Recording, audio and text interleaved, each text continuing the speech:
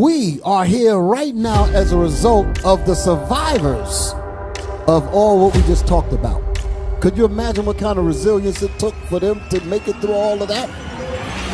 Stomachs ripped open, torn apart by horses, tarred and feathered, lynchings, all of these things, and the law calls that a little bit. We are the offspring of the generations that survived.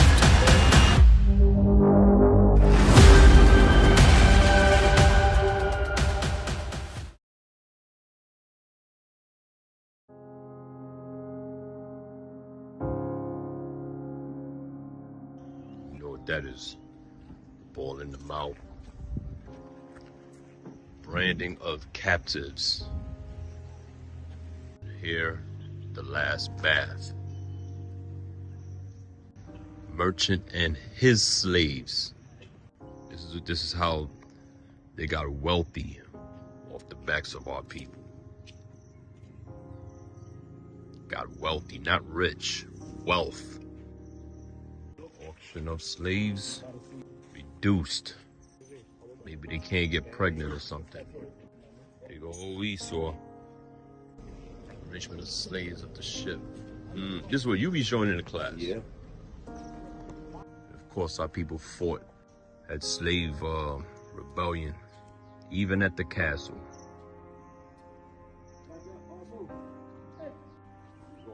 Freeing of slaves.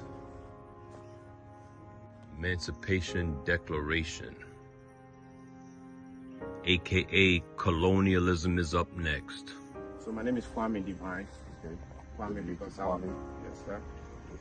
And I'm going to be your guide here at the Asemanso ancestral riverside, a place where the ancestors who were held in captivity in their chains and shackles had their last bath before they were sold to buyers to be taken to the dungeons. Eventually, they were shipped out of the land to the New World.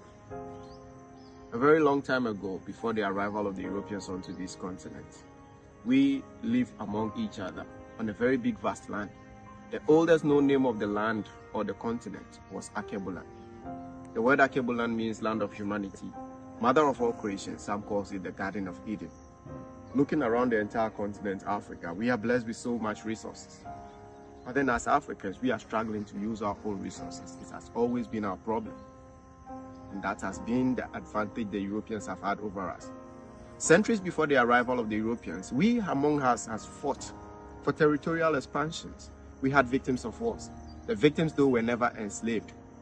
Rather, they were brought into the communities. They inducted them into various cultures, and they practiced a system called indentured servitude, which was no one was in chains and shackles.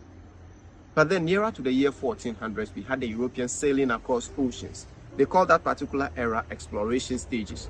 They came into contact with the land, the continent, and they changed the name from Akebuland to Africa.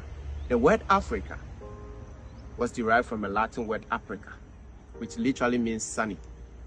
And then the Greek word Afrik, spelled A-P-H-R-I-K-E, that word means a land without cold. Judging from the look of things, Africa, we know we have a lot of sunshine, and is what the land needs to flourish, or for the vegetations to look good. When these people came here, they changed the name and all of that. They started sailing across ocean, making contact with the various parts of the continent.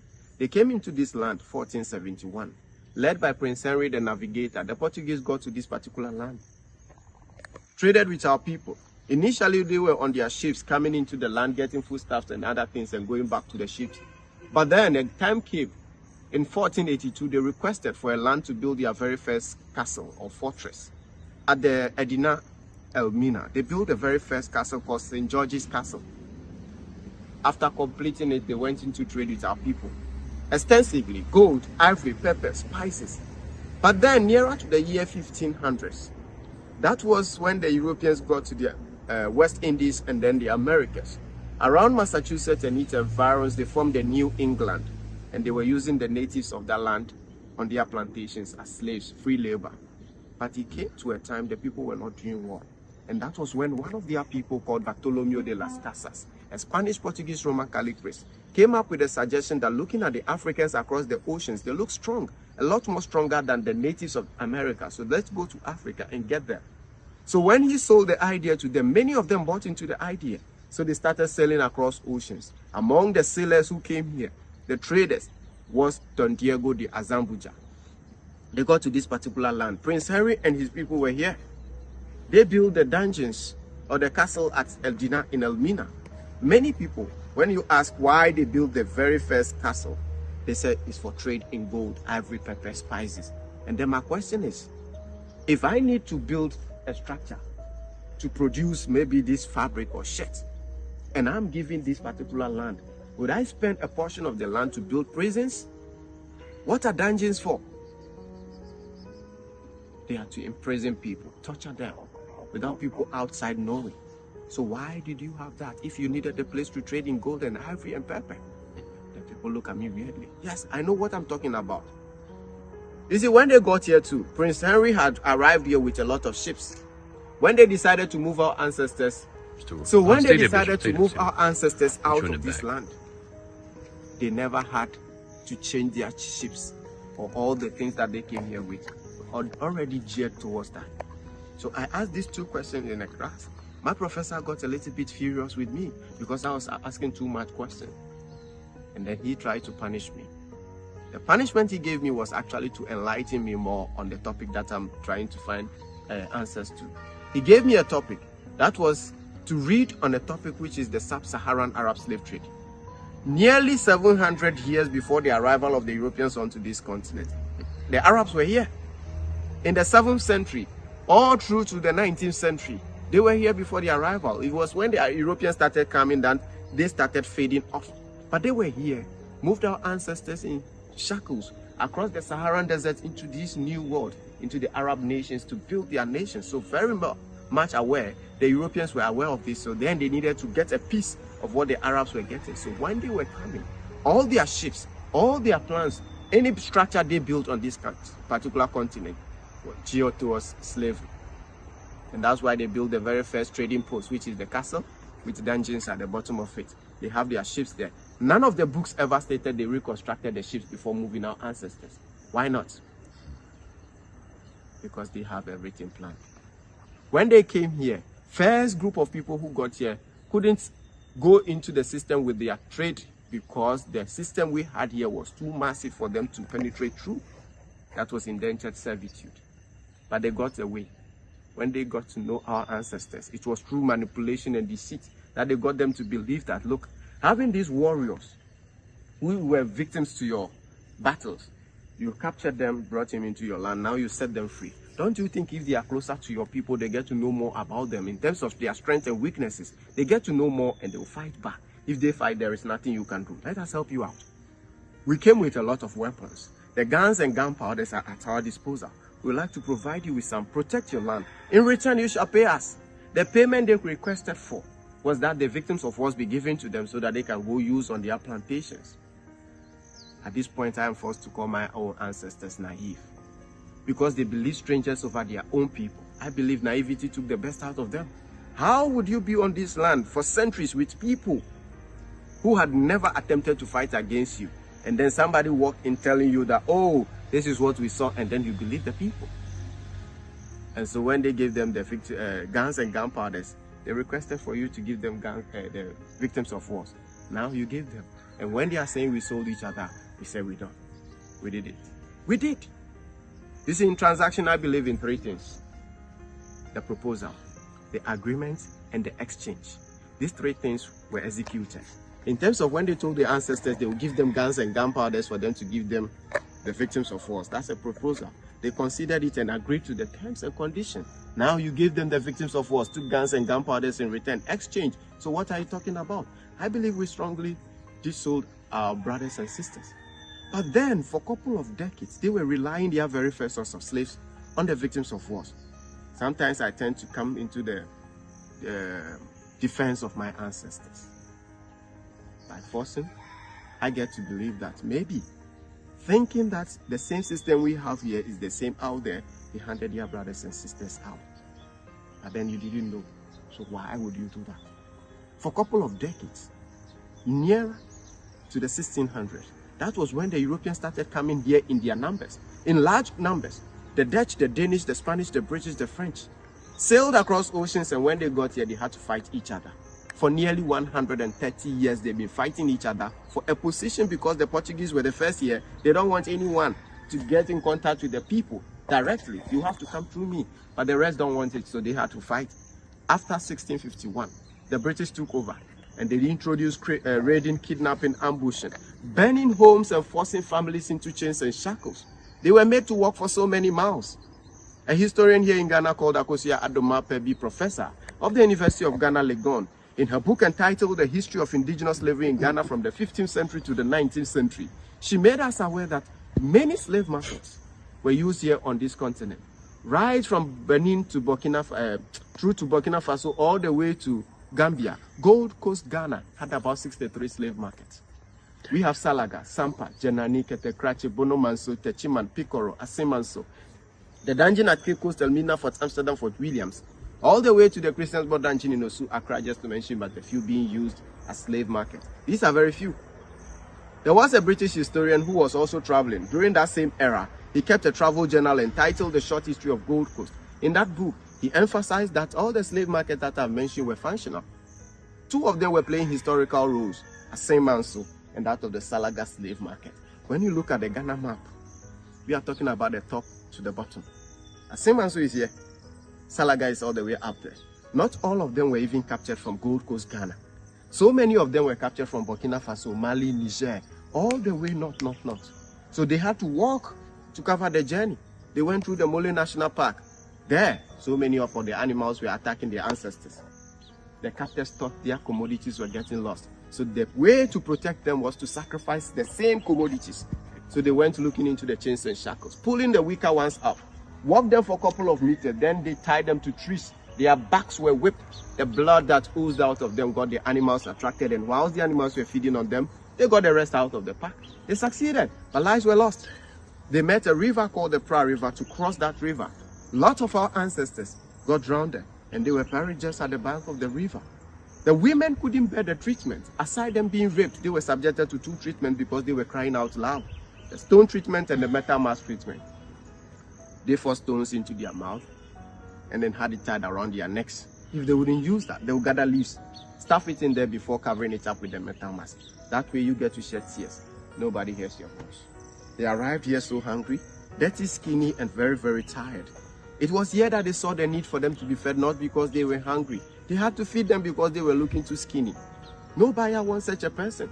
Whilst feeding them, they were looking among them in the chains and shackles, especially those men with their hairs and beards bushy.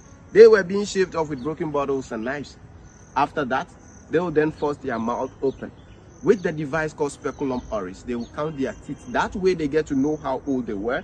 Then they will move them accordingly, section them out, sort them out, before taking them to the river for their final bath. And then let me tell you about the ancestral graveyard. Crystal was a native. All the way from this land, they took her to Jamaica. They got to Jamaica and she wouldn't eat anything. Embarking on a hunger strike, she was caught in the act. They needed to force her to eat, so they used the chisel and hammer method on her. Her jaws were tightly closed, so they knocked the teeth out, placed the funnel through, get the food into the funnel with water, they push it down the throat. That way she stayed alive for them not to lose their money. But she was a strong woman from this land. So when she was fed, she will always wait until they have left. She put the fingers in the throat and throws everything up. Continued and died in the process. Her dying wish was to be brought back home. Centuries of preserving the remains of this woman. They brought it back in 1998 together with the remains of Samuel Carson. Carson was one of the very first group of African Americans to serve in the U.S. Navy. Died and wasn't given a befitting burial. His nephew Sonny Carson, an army officer, also a Pan-African, decided to bring the remains of his uncle back. In 1998, the two of them were flown into this land. They got to the airport, they were picked on a bus. On their way to the dungeon at Cape Coast, they got to the town called Abanzi. The road was blocked. The youth of the town told the leaders that none of these ancestors left here on buses. They were never in an airplane. If you need to bring them back, you should have shipped their remains back the same way they left. And since they didn't do that, they gave them a boat. They picked the remains on it across the ocean. They got to the dungeon. They got there, and the door called Door of No Return was locked. The ancestors needed to pave way for themselves. So the youth in front had to manage to open the door, get the remains through, and got them into the dungeon. That's how come they created the name on that door called a door of return. Meaning now Africans all across the globe, time has come for us to return back to our roots.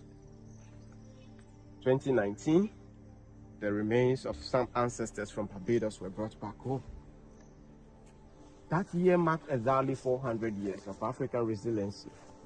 Since the very first documented slave ship docked in U.S. Virginia, our ancestors have endured a lot there.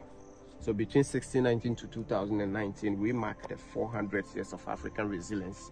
On these walls, we have so many pictures of our ancestors.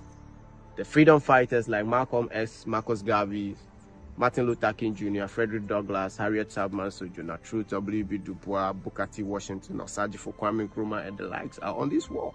These are people who set the pace for us in terms of freedom fighting. These are the few that we decided to put on the wall. So we call the wall the ancestral wall. From here, we shall take the walk to the river where they had their last fight. So please, come with me.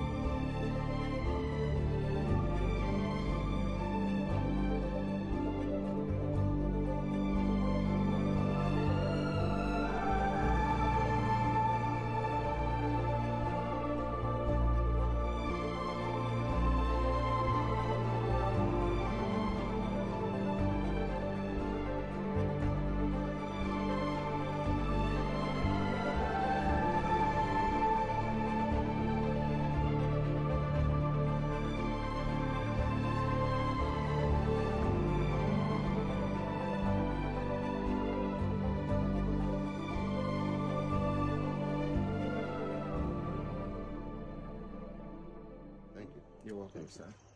We shall be taking the walk through the ancestral river park all the way to the river. If you look through, you could see that we have a wider path. The ancestors walked through this particular entire space, typical dense forest, not in shoes, almost naked, walking through the forest, so much plants that pass through their bodies or get them cut all over their bodies.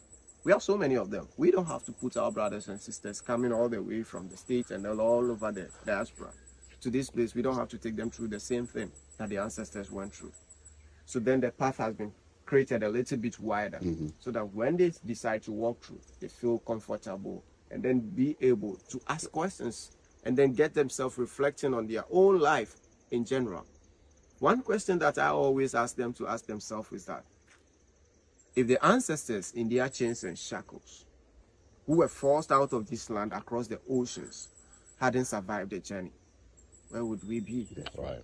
That's exactly the point. And once you ask yourself this question, a whole lot of things will come into your mind.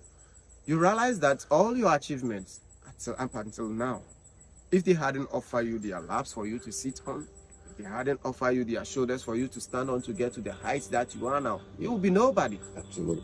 So once you ask yourself this question, a whole lot of things will come into your mind. That will be your prayer topic.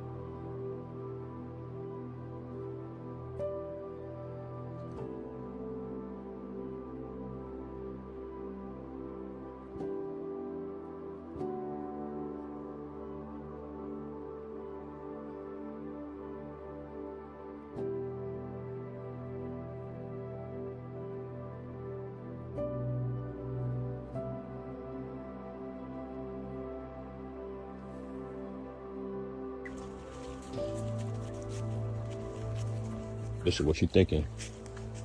lot of things.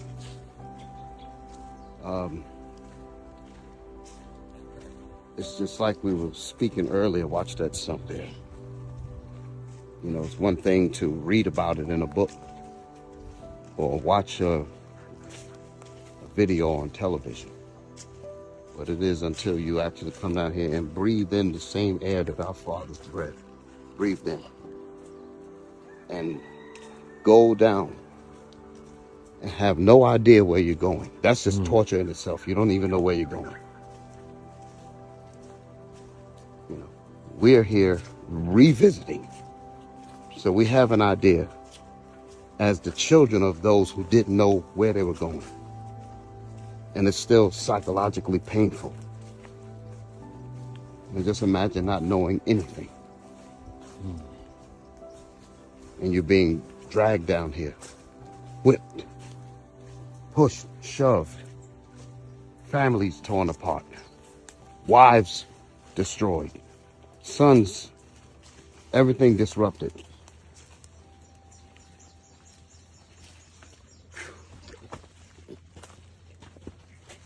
That's what I'm thinking.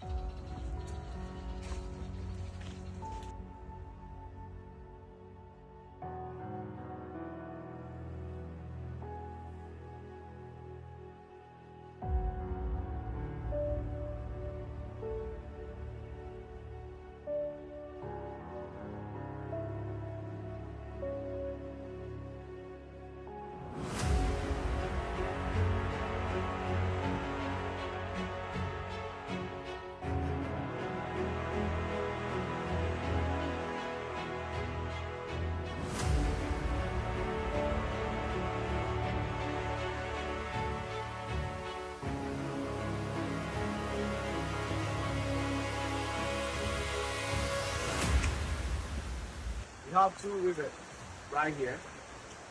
There is a river coming from my right hand side, all the way from the top there. And that river is called the Enonkonsiu. It flows gently to meet to the other river called the Ochi River. Ochi is what is making the loudest noise here. It flows very fast.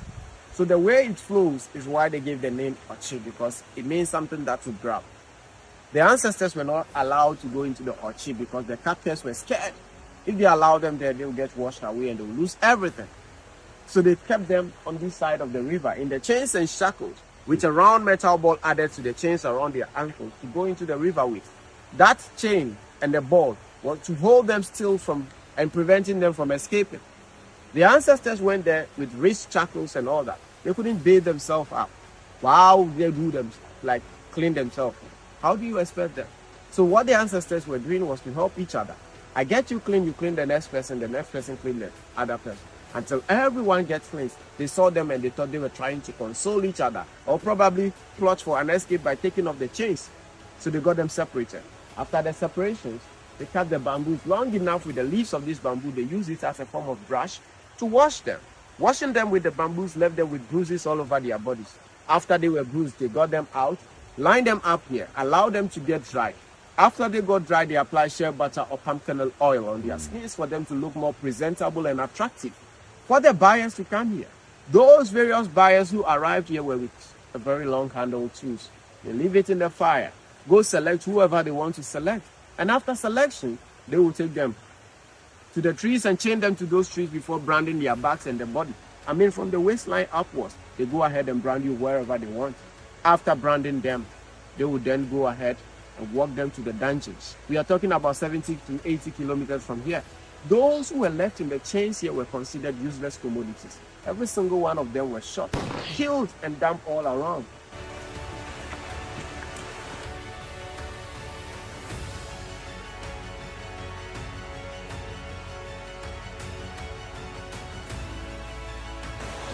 Like this is surreal. You know, we're here, but like I said, just trying to imagine all of this and not knowing what the next step was.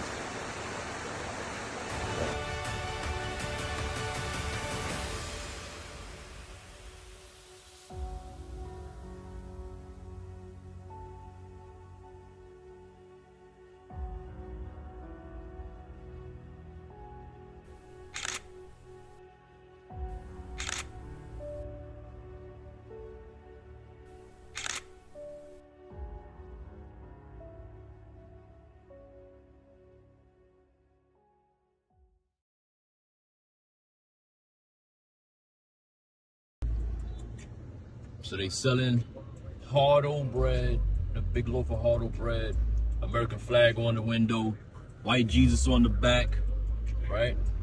Our people are left to sell peanuts off their heads, plantain chips off your heads. Meanwhile, this land has gold, diamonds, cocoa, bauxite, aluminum, all types of riches, and our people are left to sell plantain chips off the side of their heads and live like this. Look at this. You left to sell shit on the side of the road. Meanwhile, the white man come and rape all your resources. To your right. Okay. Yeah, that's coming. Damn, everybody's right here next to it. Like no big deal.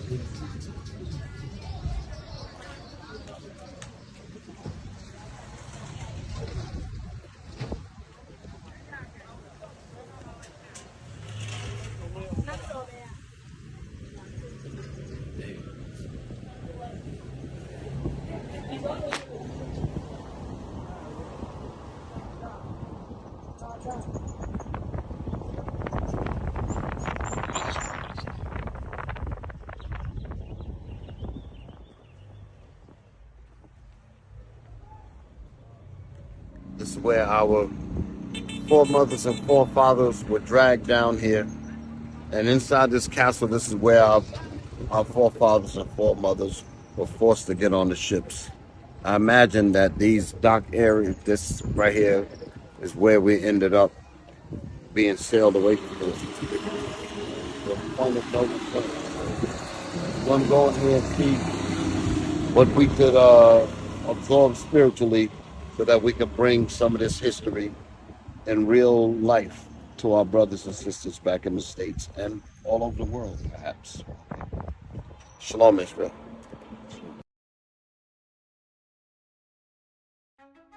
Now we just walk in. Yeah. Look at this.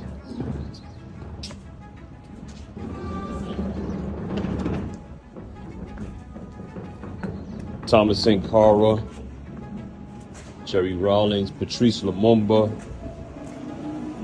Frederick Douglass, Williams, Malcolm, Marcus.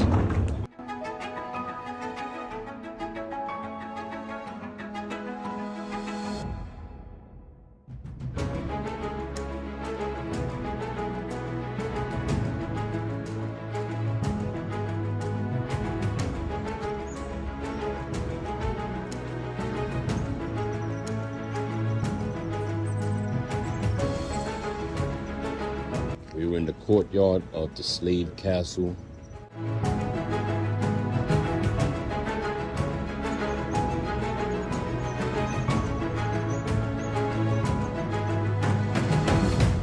Of our people coming to the Americas, North, Central, South America. From the Elmina Castle, they came here. They were brought here. Sailed across the Atlantic on planks of wood on trips from 90 months, 90 to 100 days, excuse me, across the Atlantic Ocean. The Lord in Deuteronomy chapter 28 verse 68 told us He's going to bring us into a land, the new Egypt, and be sold, and there you shall be sold into your enemies for bondmen and bondwomen, and no one's going to be able to stop it. That's what the Lord said. Wow. My name is Justice Kwabena Aqua, and today I'm going to lead you through this experience. And most of the time I prefer to call this an experience, not a talk, because this is not something you make fun of or you laugh about, because we are standing on sacred ground. You know, crime was committed against humanity here, so it's more of reflection and you learning from the past. Right, so briefly I'll give you something about this structure. The British built it 1665 and called it Cape Coast Castle. But to me, in actual sense, this is more of a fort or a dungeon. But the British called it Cape Coast Castle. This structure is over 358 years plus.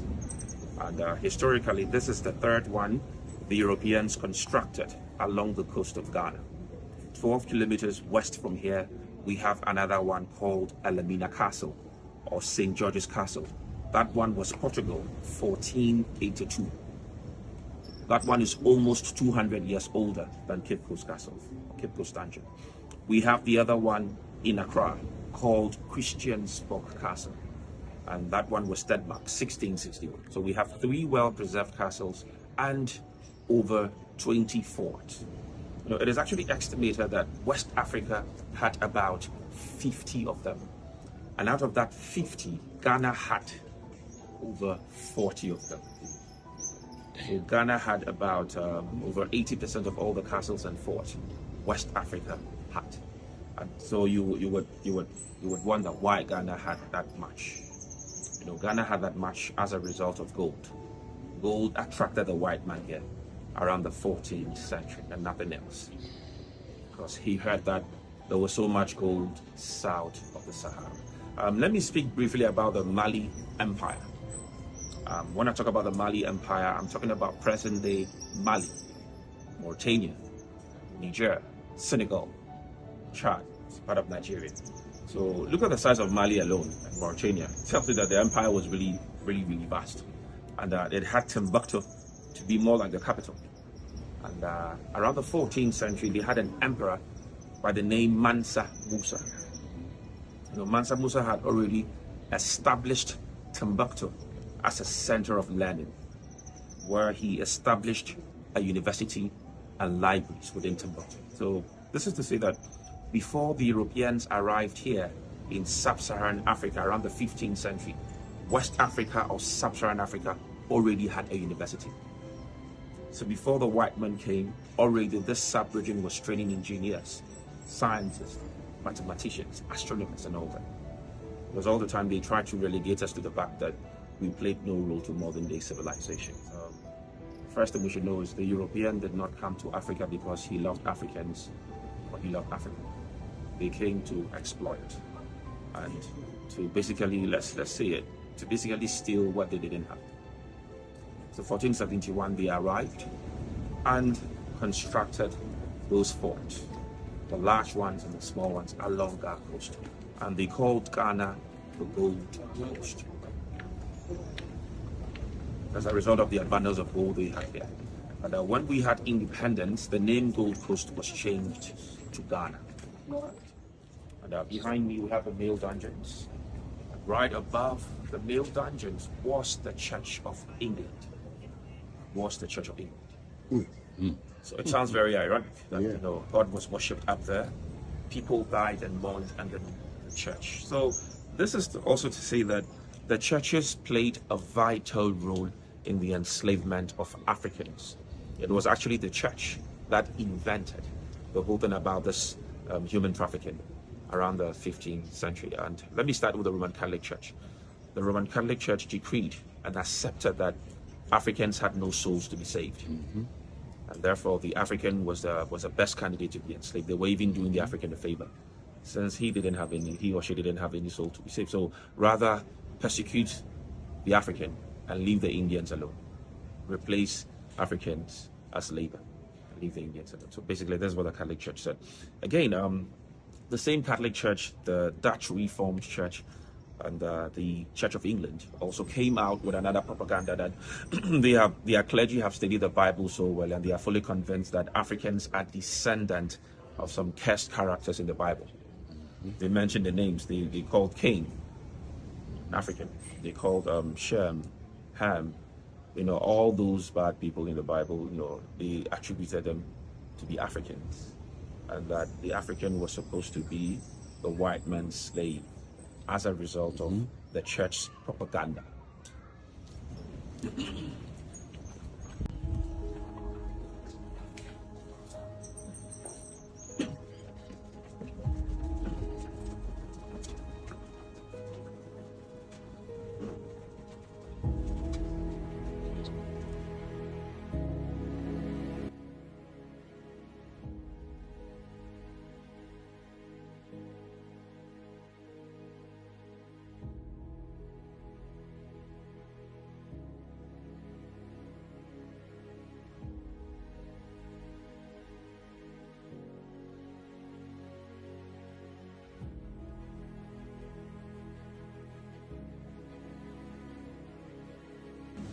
Say that again, sir? So they stayed in here for like 3 months before 3 the ships. months? Yes, so 3 months was the maximum days. The minimum could be a week to a month. So let's say this, the whole thing would depend on how early or how late the ships arrived. And remember that then, around the 15th, 16th century, the ships had no engines. It depended on the current of the sea. So if the weather was bad, you can imagine you spent so much time on the sea. So it took them 6 weeks or more to reach North America, the Caribbean, the West Indies, another 6 weeks or more returning to Africa. So you would have to stay in for that long and wait. So you could imagine 100 to 200 people staying in here for like a week to 3 months. You go to the toilet right here, you urinate, you sleep on your toilet and urine for that long.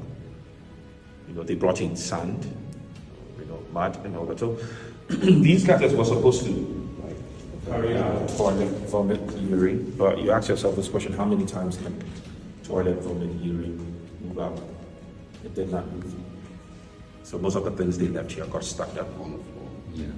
So we had a carpet of compacted human feces, urine, vomit, covering the actual flooring to this level, all over. So the place was filled up all over with excrement, mud, sand, sweat, tears, pain, agony. We are in the third chamber, we're in the middle chamber. I just want to draw your attention to what is on the floor. Just take a look at the floor. Now you realize that this floor looks different from the other room. In the other room, you can see the bricks, you can see the gutters were laid out, right? And here you can't actually see them. You can't see them because today we are standing on top of everything they left in these dungeons. So what is on the floor now is compacted human toilet, vomit, urine, blood, tears, saliva, you know, everything they left in these dungeons. And as I mentioned earlier on, this place is a crime scene. And we are doing everything possible to protect the evidence. Because from time to come, somebody will tell you that this did not happen. And when they tell you it did not happen, then you bring them here and show them the evidence of the torture and agony one person was to his fellow human being. You know, so you can imagine how diabolic and barbaric some people were to others. Right above us was the Church of England, or the Anglican Church. So, yeah, so above us, right above this area. This was not the church, but above was a church. Yeah. And that was a peephole. Some of the guards would stand there. So the entrance of that peephole, or that spy hole, is also closer to the entrance of the church.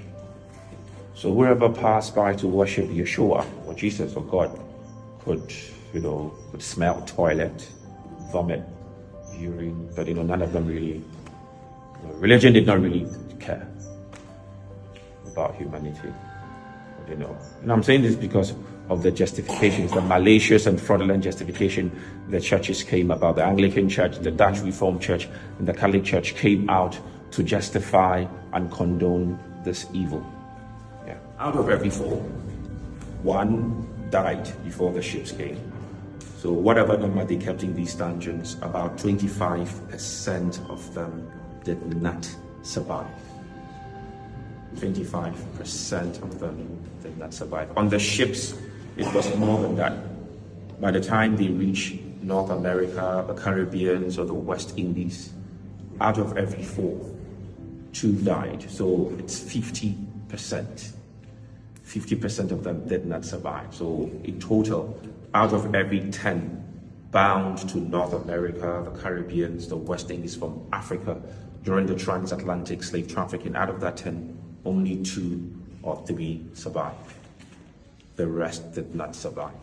So during the entire course of what some people call it the slave trade, and what I call the slave trafficking, those who died outnumbered those who survived. And remember that this continued for over 300 years before it finally came to an end. They had water and food once or twice a day, but the food and water was nothing good to write home about. Something to sustain them for a while till the ships arrived. So the two biggest religions here Yeah. is Muslim and Christianity. Christianity And Christianity yes. is brought in here by, Yes, the by- colonizers. most definitely. Yeah. Funny enough, Christianity in Ghana all began from the castles. The Catholic Church would begin from Elmina, Anglican from this right on top of the Mill Sleep Dungeon. Methodist at the courtyard where we'll be going shortly. The Presbyterian, Usu. So Christianity in Ghana would begin from the castles. Okay. But I was going to say, Yeah. when the colonizers brought Christianity here, Yep. they also brought an image of white Jesus. Most definitely. Right. But as we probably know, or maybe don't know, that Jesus was actually a black. Yes, I have read something like that. Yeah. Well, it's going around the world right now. Yeah. So if he was black and they were showing you a white Jesus, that's a problem. Most definitely. Okay. There's a saying here in Ghana, especially Kipus, where I come from, that I would say it in Fanti, then I'll translate to you. I say, going to church and you meet a white man on the way, go back for you've seen God. It is still, how do you even, it is something that we still say in our language here. That if you are going to church and you see a white man, return, go back home because you've seen God. So we have this, some mentality about them, seeing them as gods. That is why I said the imperialist mentality. Right. I understand that part. Rebecca? Did you understand when he was speaking? Yes, please.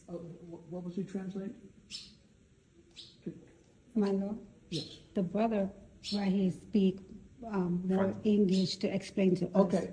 Say that again. I was saying that if you are going to church and you see the white man on your way, Right. just go back home for you've seen God. It is one of the things we still see here. Right. And that's why I was trying to say that that imperialist mentality had it, and it is still eaten into Yes. Ghanaians, Africans today. Yes. It's more like, for now, currently it has become an adage. Yeah. Most definitely. Most Ghanaians don't go with that. On your way to church, you meet a white man. Yes. There's no need to continue. Continue, to church, yeah, and because you've seen God.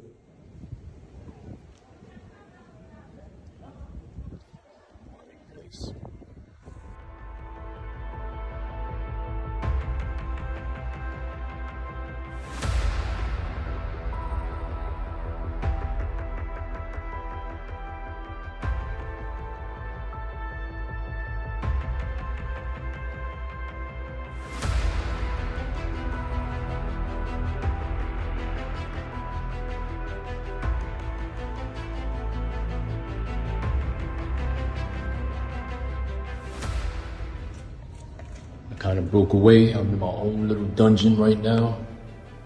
Not sure what this place is supposed to be or what it was used for.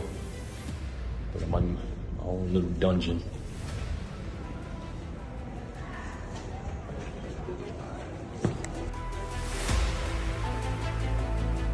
All right, let's see the female dungeon.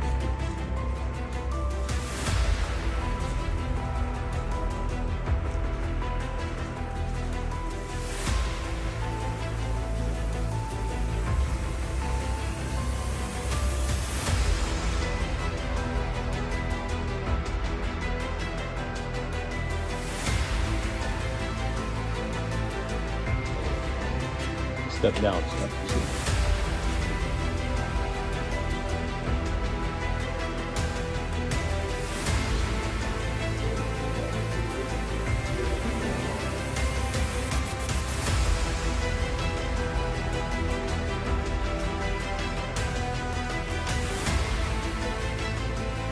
All right, one step down here, you watch out. All right, so ladies and gentlemen, another dungeon for our female ancestors. We had this one, we had the other one over there. Over 100 to 200 women were squeezed in each of these chambers. And bear in mind that there was a certain age range within these dungeons. The age range was from 12 to 45. And you know why 12 to 45? That's your youthful stage, where labor could be exploited out of you. Because at 12 years old, at 13, 15 years old plus, could still pick cotton, pick sugar cane, filled hands, sort of. 15, 16, 17, you could give birth to more people. So think about this. This sub-region for over 300 years was deprived of the strong men and women we needed to build this continent. They were stolen away from here to build continent elsewhere in the United States, the Caribbean, the workers. Trust me, had it been the struggles and the exploitations of our people, how they were, those regions wouldn't have been where they are today. Had it been for Africa's natural resources, some people will never be where they are today, because they always exploit it, they always steal it to their disadvantage. And all I'm saying is we should be aware of ourselves. We should come together so that they don't steal from us again, so that the little we have be protected for our own benefit. Because here is the case, they're always stealing from us. So you come into this dungeon, you find a 12-year-old girl, the 13 years, and the sad thing is they were forced naked in the dungeons. Yes, like, you having an animal, you put the animal in a pen, or you leave the animal to eat, go to the toilet, urinate, That's what they did to people here. So you could imagine a woman having her menstrual period on feces, urine, blood, vomit of other people. You could imagine the infections and the diseases women, had. Again, think about the sexually transmitted diseases also, because our female ancestors here were raped by the Europeans. It did not stop in the dungeons. It continued on the ships. It continued on the plantation farms.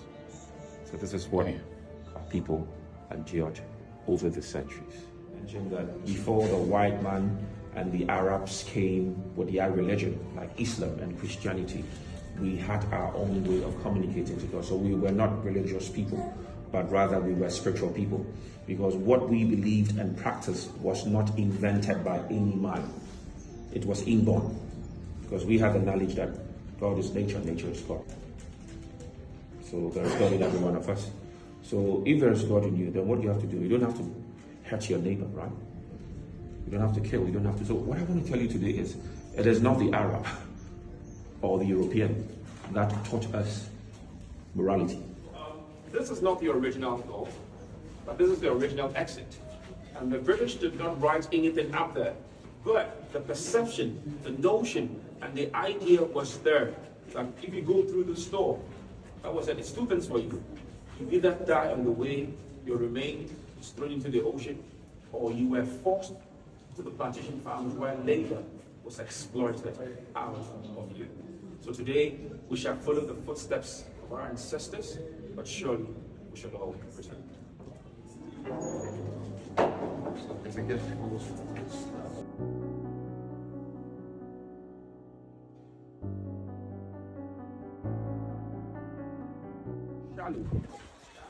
So the ships docked some distance away. At the shore, the captives were placed on boat, and gradually they were forced on the ships. And after they were forced on the ships, they heard west. So that's how come we are saying that when you go through that door, you will not return. But look up again. We have another inscription on the door. It says, Door of Return. We had it in 1998.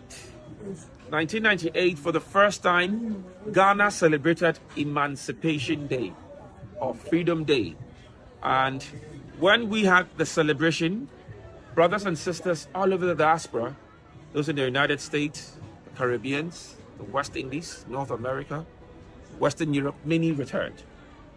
And for the first time, they returned 2 human remains of former enslaved Africans who died in Jamaica and America. So 98, their remains was exhumed. The names are Sambo Carson from US and Crystal from Jamaica. Their remains were placed in casket. The remains was brought back to Cape Coast Castle. We had a ceremony for them inside, and afterwards the 2 remains was buried 60 kilometers from here at a town we call Asin Manso. Asin Manso was infamous as one of the biggest slave market around, and also it had the slave river where our ancestors took their last bath before they were marched all the way from the interior to the coast.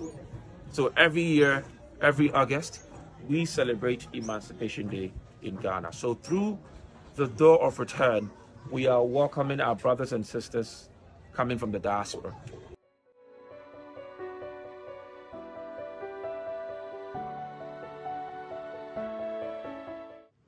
Go through pain and agony so that it's going to be a lesson to anyone who had the intention of escaping, rebelling, or revolting. Because when they were suffocated to death, they made the others know. Right? Like just the plantation farms, when people revolted or tried to escape, in the presence of everyone, your tongue could be chopped off, your feet, and after that, the whole body would be chopped into pieces, right? And they will not leave your body alone. They will fry your body in oil, right? That is what they did to Nat Turner, right? Yes. Yes. Okay, Nat Turner fought for freedom and emancipation of people. They got hold of him and did that. You know, you could be hanged and bent at the same time. But they did worse things to our people. Even up to the 40s and 50s, they were still doing that. Yes. And you know, recently, nothing has really changed, right? They will arrest African Americans for no reason, suffocate them. They are still suffocating us. Right. So that, yes, they're still doing that. All right, let me show you the condemned cell.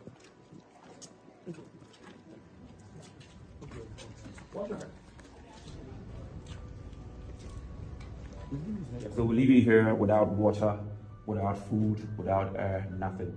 And if about 10 or 20 of them were here, they will not mind. They will wait for all of them to die. If the bodies were smelling or rotten or not, they don't really care. They will leave all of them to die. Then they will, then they will move the bodies out in that smelling state or rotten state and show it to the other captives. Then from there, the bodies were thrown into the sea. Yeah, so this was to put fear in you. It's demonic. Yeah, so we say, ancestors, we thank you for freedom and liberation. You were never scared. No matter how you were killed, you fought for freedom, you broke those chains. We thank you. We pray you instill in us that spirit of unity and strength. And wherever you are, we are so trusting. So let's come out again. Let's listen back.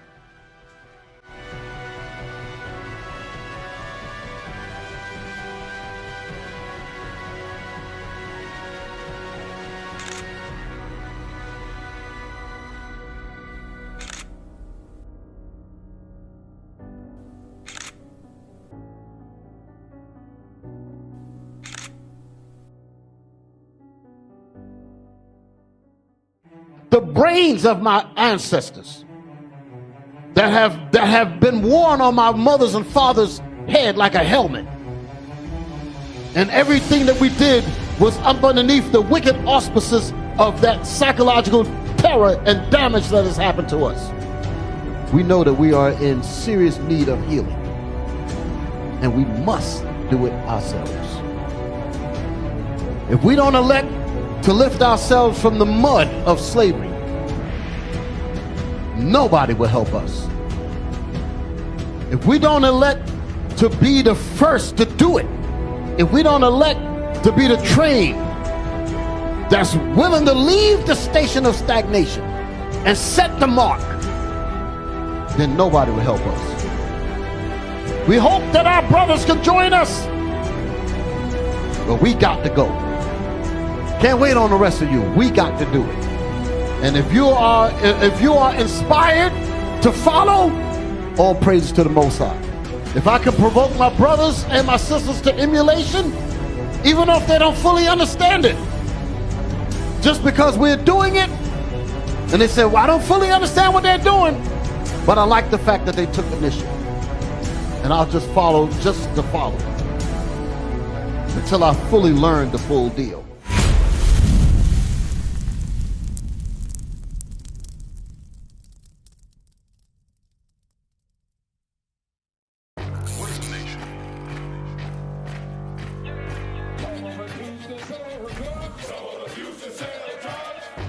Nation is men leading by example.